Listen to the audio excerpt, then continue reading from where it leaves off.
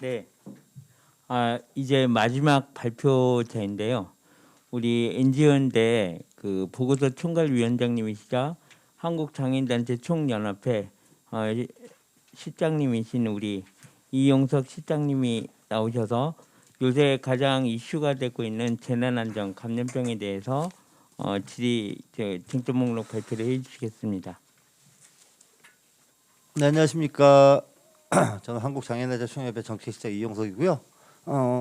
보고서 총괄위원장을 맡고 있습니다. 그래서 왜 이번에 이 역량가가 사업에 장애인 안전을 위한 CRPD 11조에 대한 거를 저한테 좀 해달라고 해서 뭐 작성을 하긴 했습니다만, 사실은 재난안전에 대한 문제는 비단 이번에 코로나 상황에 의해서 촉발되긴 했지만 그 전부터 계속 이슈화 되었던 중요한 우리나라 정책 안에서 중요한 소재이긴 했었습니다.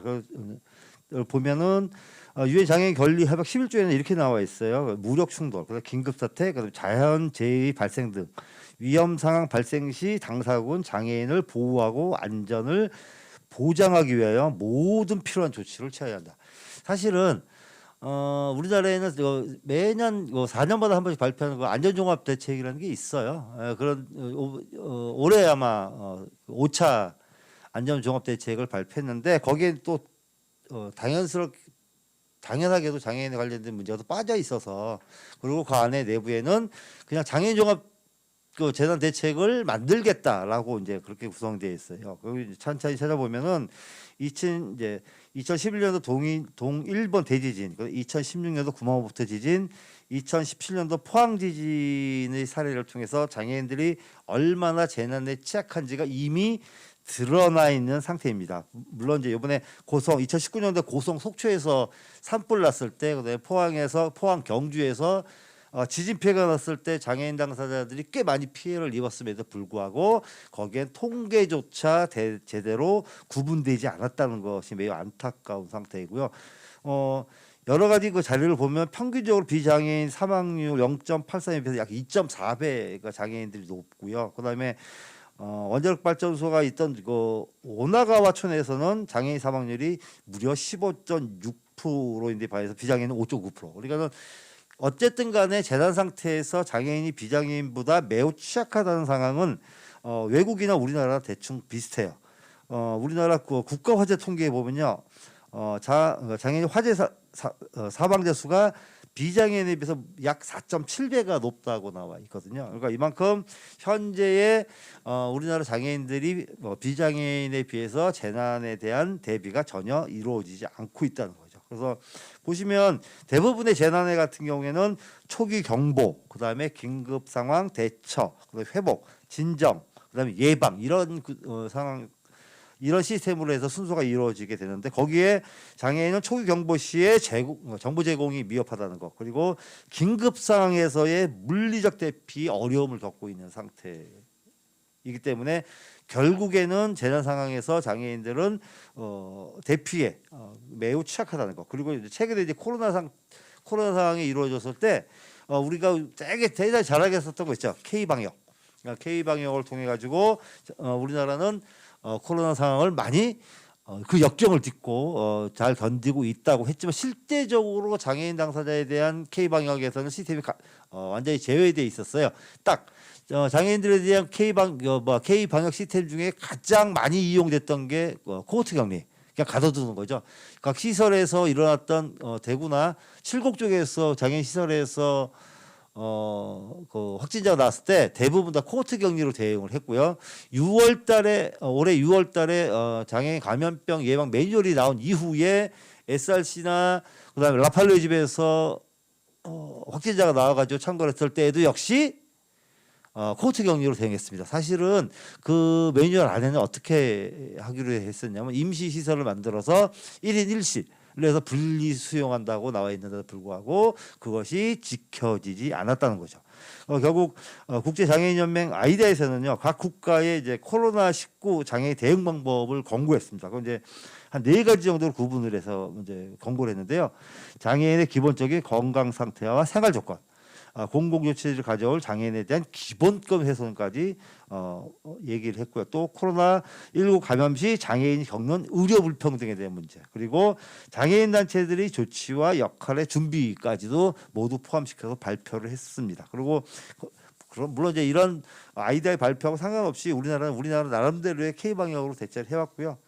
그것은 뭐 여러분들도 모두 겪어서 아시다시피 이렇다 할 권고나 그다음에 대책이 마련되어 있지 않은 상태였어요. 제4차 아까 말씀드렸다시피 국가안전관리기본계획 안에 역시 장애인들이 취약계층으로서 안전 취약계층으로서 제대로 계획이 마련되어 있지 않다고 돼 있어요. 제가 지금 박스로 만들어놨는데 거기에 전체 장애인 관련되어 있는 내용들이 전부예요. 제4차 국가안전기본관리 2020년부터 2024년까지 첫 번째가 독거노인과 중증장애인 가정 화재, 가스 감지기와 응급 호출 장비 설치 확대. 이거는 이미 시행되고 있는데 이걸 확대하겠다는 얘기겠죠. 그다음에 노인, 장애인, 다문화 가족 등 대상 찾아가는 맞춤형 안전 교육하겠다는 것과 농어촌 지역의 노인, 여성, 장애인, 국내 체류 외국인 대상에서 취약계층 찾아가는 119 안전 체험 교육을 끊임없이 왜 우리한테 교육을 받아야 되는지 모르겠는데 어쨌든 정부에서 내는 거는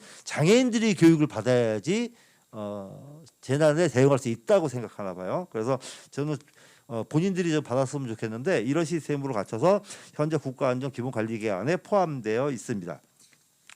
저는 사실 이거 재난안전 이 원고를 쓰면서 가장 고민했던 것 중에 하나가 장애인들에 대한 그 재난 대응에 필요한 3가지 접근권에 대해서 좀 고민을 해봤습니다. 첫 번째는 말 그대로 물리적 접근권이에요. 이동이라는 거 문제. 그러니까 이동이라는 게 그거죠. 수직적 이동이 있고 수평적 이동이 있는데 대부분 재난에서 걸림돌이 되는 것은 수직적 이동이거든요. 계단을 이용하는 것, 그다음에 위에서 아래로 내려오고 그래서 그 다음에 이제 수평적 이동으로 이어지는 그 이동에 대한 문제가 여전히 해결되지 않은 상태예요. 제가 찾아보니까 민방위 주민 대피 시설이 우리나라에 18,871개소가 있더라고요. 그런데 장애인이 접근할 수 있는 곳이 단 한 곳도 없어요. 그리고 이제 임시 주거 시설. 그러니까 무슨 얘기냐면 재난 이후에 임시로 살 수 있는 주거 시설이 이제 지정되어 있는데 거기가 13,633곳이 있는데 그 사정도 별반 다르지 않는 상황이죠. 그리고 이제 정보적 접근권 같은 경우에 많이 논의가 됐었는데요. 속초 고동 산불 당시 그다음에 코로나 처음 초기 대응에 수호 통역이 없었죠. 그 이후에 이제 장애계 쪽에서 끊임없이 요구해서 최근에는 이제 많이 이제 개선되긴 했지만 당시에 재난 대응의 첫 번째 책임을 지고 있는 KBS조차도 특보를 시작한 지 이제 8시간이 지난 상태에서 겨우 이제 수역 통역을 하는 것처럼 최소한의 정보 접근이 불가능한 상태에서 거기에 대해서 이제 대응할 수 있는 여력도 장애인 당사자들은 뭐 정보를 알아야지 이제 거기에 대해서 대응할 수 있는데 그게 지금 많이 빠져 있는 상태예요. 또 한 가지는 심리적인 접근권에 대한 말씀을 드리겠는데요. 실제적으로 제가 포항에서 그러니까 그 지진을 경험했던 한 장애인분을 만났는데요. 이분 같은 경우에는 사지마비 중증 장애이신 분이에요. 근데 포항에서 이제 지진이 났는데 벽시계가 떨어질 정도로 강하게 이제 지진이 났는데 본인은 집에서 아무것도 어떻게 대처할 수 있는 상황이 없었다고 해요. 다행히 6층에서 동네 아주머니가 이분을 이제 겨우 이제 끌어내서 1층으로 대피는 했는데 그 이후의 조치가 없었다는 거예요. 그 당시가 좀 추웠는데 끊임없이 거기서 그 자리에서 어느 누구도 케어가 이루어지지 않아서 그냥 맨바닥에 계속 한정없이 누워서 본인을 누군가가 케어할 수 있을 때까지 기다렸다고. 결국 가족이 뒤에 가서 케어를 한 상태였고요. 실제적으로 거기서 이분은 신변 처리를 다 하는 상황이라서 되게 무척 수치스러웠다는 것. 그다음에 최근에 제가 어느 토론회에 가서 코로나 확진을 받은 그 장애인분하고 잠깐 얘기를 나눈 적이 있어요. 코로나 확진되고 난 다음에 어떻게 대응을 하다 물어봤더니 119 앰뷸런스가 온대요. 근데 이제 이분이 확진된 상태니까 들 것을 바닥에 깔아놓고 기어서 타든지 알아서 하시라고. 왜냐하면 본인이 거기 접근할 수 없으니까. 그런데 이분이 이제 잘 걷지를 못하시는 휠체어 이용 장애인이라서 굴러서 들것에 실려갔다는 경험을 얘기하더라고요. 추후에 이제 병원 가서도 휠체어가 제공이 안 돼서 많이 어려움을 겪었다는 얘기를 하는 거 보니까 결국엔 재난은 장애인들에게는 이중의 재난이 된 상태고 일상에서 본인이 움직일 수 있는 게 되게 한정적으로 돼서 매우 곤란을 겪었다는 것. 그래서 사실은 이번 CRPD에서 작년에 우리가 1차 보고서를 만들었을 때 저희는 최소한의 재난 대응에 대한 문제만 그 당시에 그 권고를 했던 기억이 나는데요.